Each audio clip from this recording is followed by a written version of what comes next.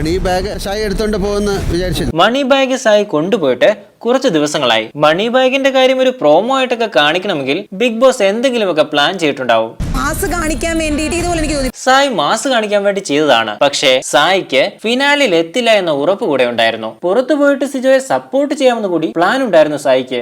അതിപ്പോ സിജോയുടെ പുറത്താകലിലും എത്തിയിട്ടുണ്ട്.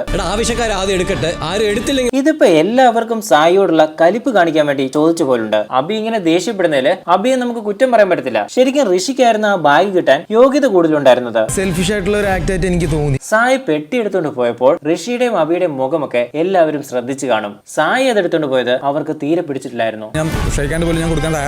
അല്ല, സിജോയോട് തലേദിവസം മുഴുവൻ സായി മണി ബാഗ് എടുക്കുമെന്ന് പറഞ്ഞതാണല്ലോ. പിന്നെ ഷെയ്ഖാൻഡ് കൊടുക്കാൻ എന്താണ് ഇത്ര പ്രശ്നം? 10-20 വരെ നമ്മൾ പ്ലാൻ ചെയ്തതാണ്. സായി 5 ലക്ഷത്തിന്റെ മണി ബാഗ് എടുത്തില്ലായിരുന്നെങ്കിൽ അത് 10-15 വരെ പോകുമെന്നൊക്കെ പറയുന്നത് ആർക്കെങ്കിലും വിശ്വസിക്കാൻ പറ്റുന്നുണ്ടോ? അങ്ങനെ ഇവര് പ്ലാൻ ചെയ്തിട്ടുണ്ടെങ്കിൽ തിങ്കളാഴ്ച അടുത്ത പെട്ടി വെക്കട്ടെ, ഒരു 10 ലക്ഷത്തിന്റെ കുറച്ചുകൂടെ നമുക്ക് മാറ്റി പിടിക്കാം. ഒരാൾക്ക് വളരെ ഷുവർ ആയി ആർക്കാണെന്ന് അറിയാം. മോഹൻലാൽ പറയുന്നത് സായി ഇങ്ങനെ ചെയ്യുമെന്ന് ഒരാൾക്ക് ഉറപ്പായിരുന്നു എന്നാണ്. ഒരാൾക്കല്ല, സിജോയ്ക്കും ഋഷിക്കും എല്ലാം അറിയാമായിരുന്നു സായി ഇങ്ങനെ ചെയ്യുമെന്ന്. പക്ഷെ ഇത്രയും പെട്ടെന്ന് ഓടിക്കേറി ചെയ്യുമെന്ന് ആരും പ്രതീക്ഷിച്ചില്ല. ഇനി അത് CID രാംദാസ് ആണെന്നൊക്കെ പറഞ്ഞ് വെറുതെ ചിരിപ്പിക്കാതിരുന്നാൽ മതിയായിരുന്നു.